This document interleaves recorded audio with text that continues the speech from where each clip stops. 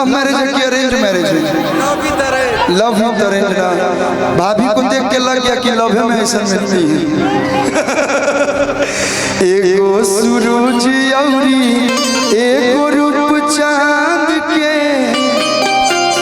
जोड़िया लगेला जैसे सीता औरी राम के। आज सब लोग ये दुआ करें अरे कि हम चाहब कि भाभी जी 1 मिनट ला ऊपर आ जाए तो हमारा ला बड़ी खुशी हो जाए।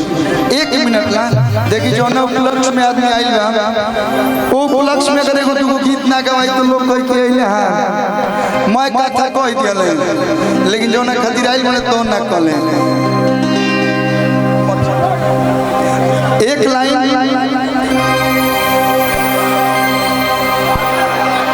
लेकिन थोड़ा सा मंच के खाली आप लोग कर दोगे तो और अच्छा लगेगा।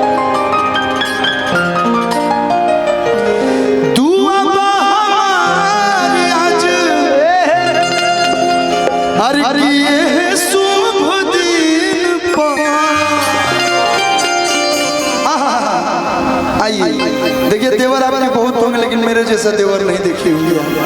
दुआ हमारी आज अरे ये है शुभ दिन तो नजरिया जानी लागोरा नजरिया जानी लागोरा दुल्हा दुल्ही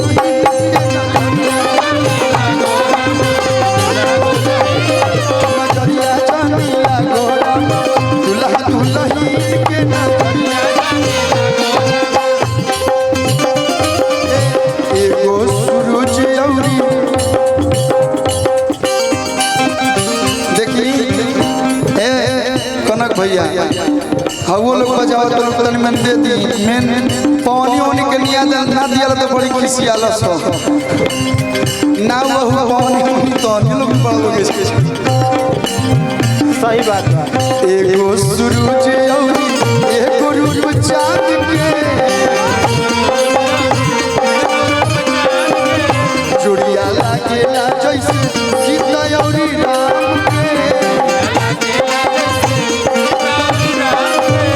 दुआ हमारे आज एह शुभ दिन पे दुआ हमारे आज एह शुभ दिन पे ऐसे मुस्कुराते रहिए। 17 साल से आप लोग का जो प्रेम है भगवान करे किसी की नजर ना लगे। नजरिया जानी लागोरा नजरिया जानी लागोरा दुल्हा दुल्ही नजरिया जानी लागोरा दुल्हा दुल्ही के। हेलो आई हने अच्छा दे दिए के बार दे दी बात ले लो। बहुत बहुत धन्यवाद। नजरिया जानी लागोरा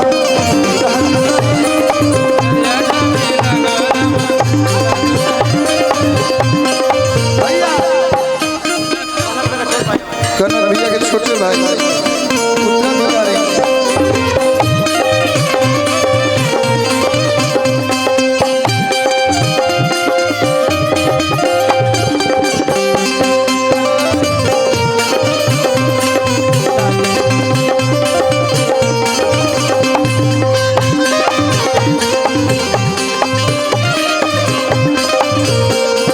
कहे के बा दुल्हा के ताज दुल्ही के सुहाग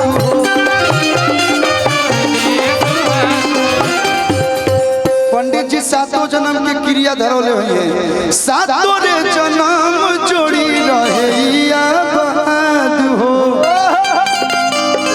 और बबुआ के जनेऊ कहनी हाथ तो बोलैले बानी बियाह हो तो बोलाए बबुआ के बियाह में बबुआ के बियाह में अरे कलुआ याद फेर से तो नजरिया जानी लागोरा नजरिया जानी लागोरा दुल्हा दुल्ही के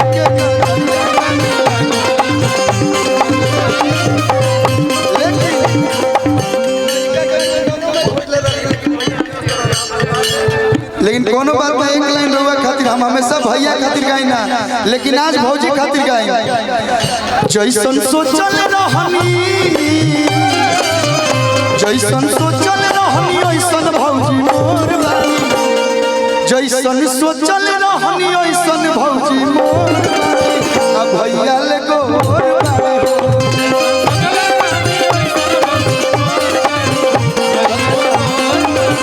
जैसन सोचल रहनी ओइसन भौजी मोर बारी।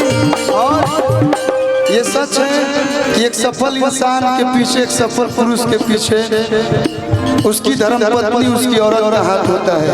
आज आप यहाँ तक है, कहीं ना कहीं इनका हाथ जरूर है। तो एक बार जोरदार ताली हमारा भाभी खातिर आप लोग बजा के स्वागत कर लो। जोड़िया बनल रहे दुल्हा दुल्हन, बहुत बहुत धन्यवाद।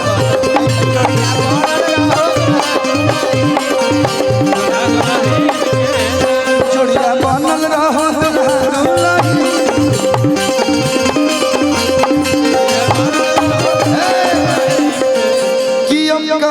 मतलब बटे रोआई, अरे अंगूरी में अंगूठी बस सगाई। क्या गाना है, मतलब आदमी एक बार सुनी तो 5 बार जरूर सुनी।